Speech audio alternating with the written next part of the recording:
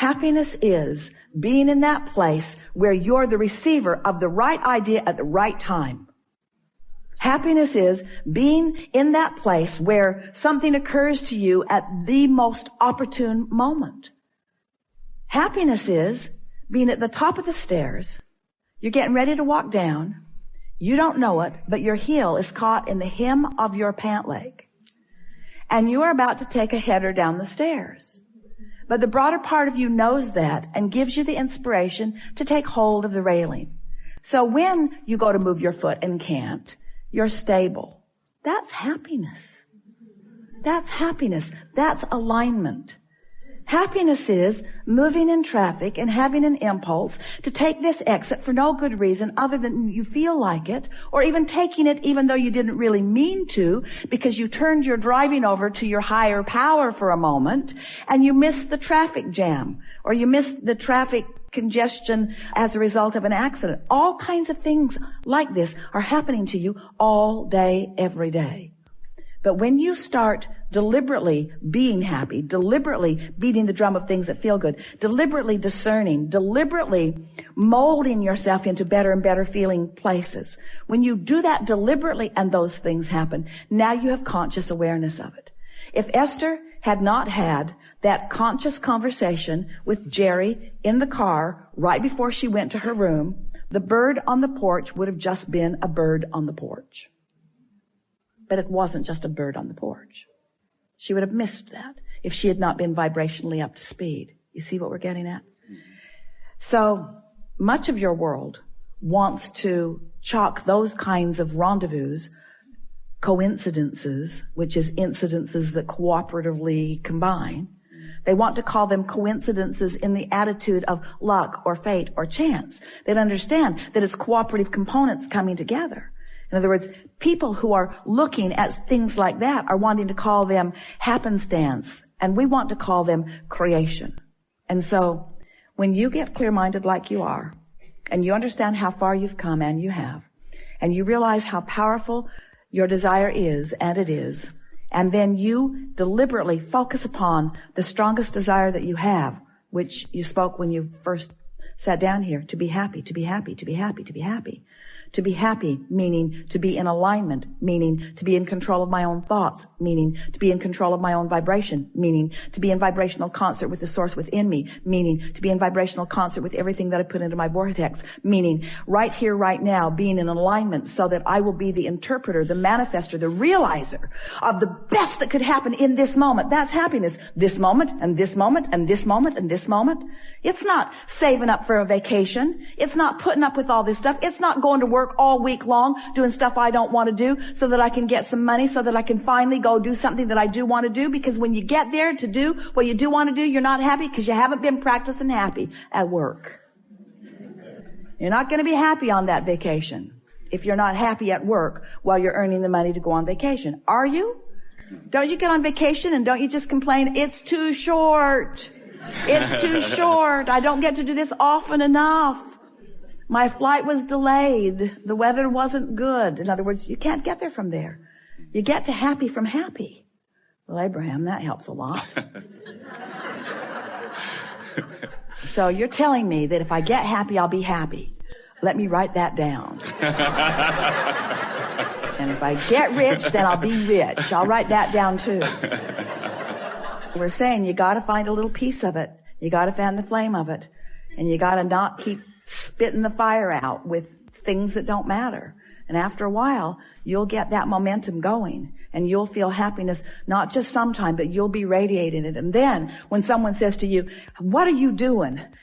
The reason that they're asking is because you've got what they want. Every single person that wants every single thing that they want, whether it's a material object or a pile of money or a circumstance, an event, a relationship, everything that everyone wants is because they believe that there is happiness in there.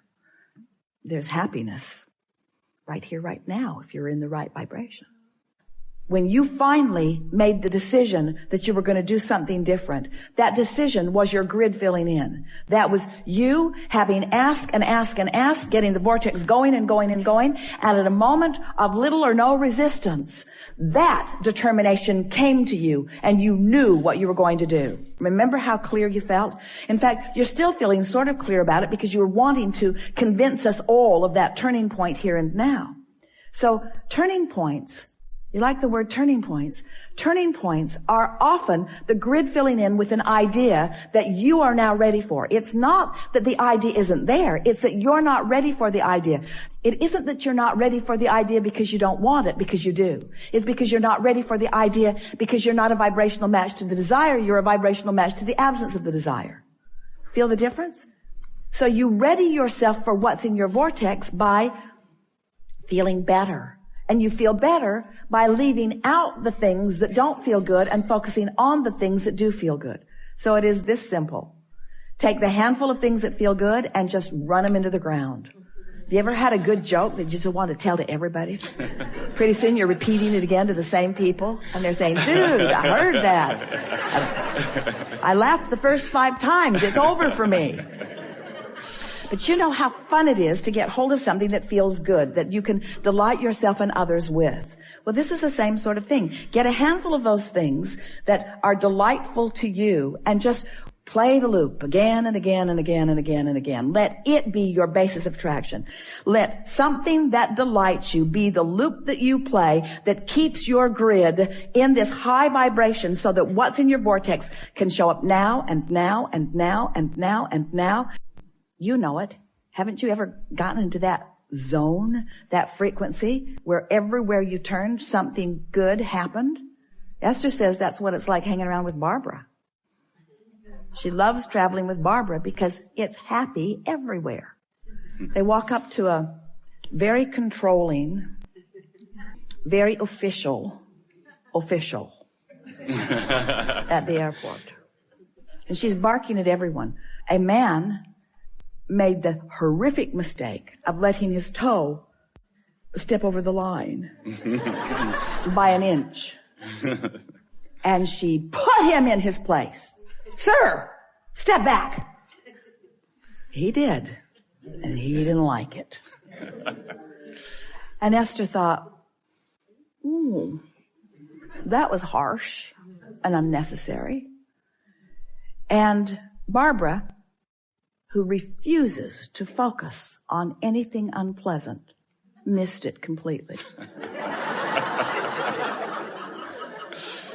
So when she got up there, she got a big smile. She got moved fast to the other line. In other words, she's treated like royalty. While this poor man was put into the dungeon. That's what we're talking about. In other words, we've been explaining for a while, and we know you've been hearing, that all this sifting and sorting of life has caused you to create a vortexual version, a vibrational version. And most of our physical friends, even those who have been listening to us for quite a long time, they really don't accept the realness of this vibrational reality until it manifests. And so we talk to try to help you to sense the vibrational version, to feel the vibrational version. In other words, if we could get you to feel secure even before it manifests, it would manifest faster. Most want it to manifest before they feel secure. But that's going about it backwards. So if we can get you to feel secure, if we can get you to feel in love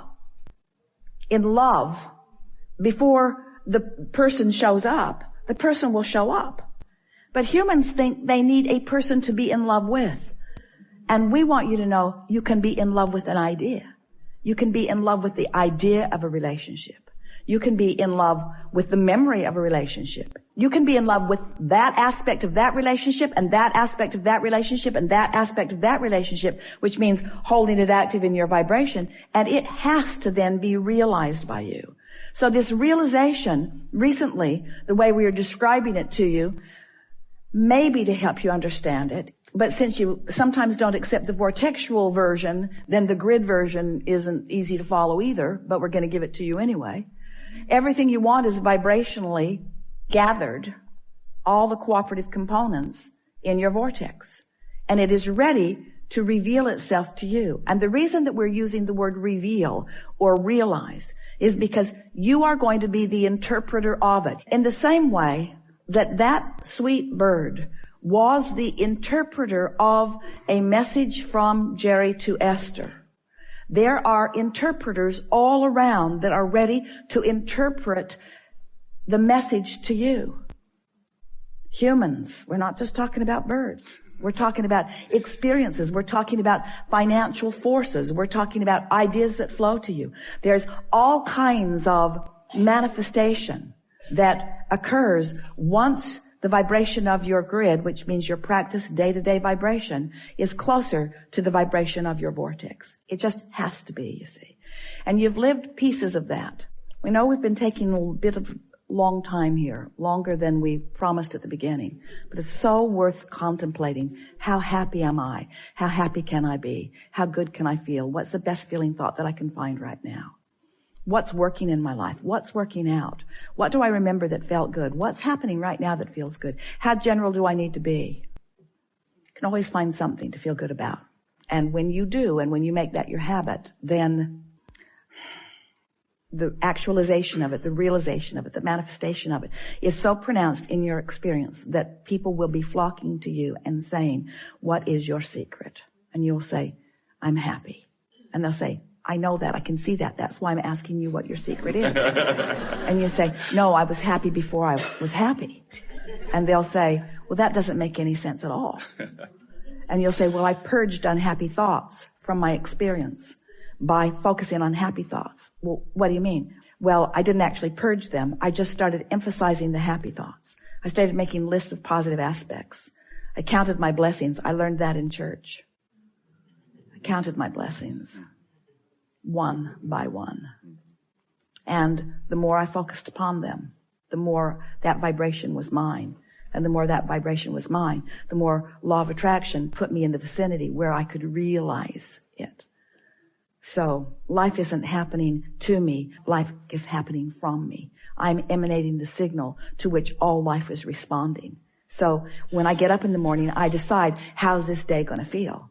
I'm going to feel intuitive. I'm going to feel inspired, and I'm going to feel connected, and I'm going to feel vital and alive, and I'm going to feel happy, and I'm going to feel confident, and I'm going to feel kind. I'm going to feel loving, and I'm going to be at the top of my game. I'm going to feel innovative. I'm going to feel energized. I'm going to feel invigorated. I'm going to feel inspired, but I'm going to feel inspired moment by moment. I'm going to feel guided. I'm going to feel worthy. I'm going to feel deserving.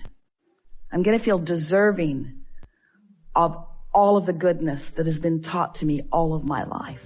I'm going to feel deserving of that. And I'm going to demonstrate my deservedness through my happiness.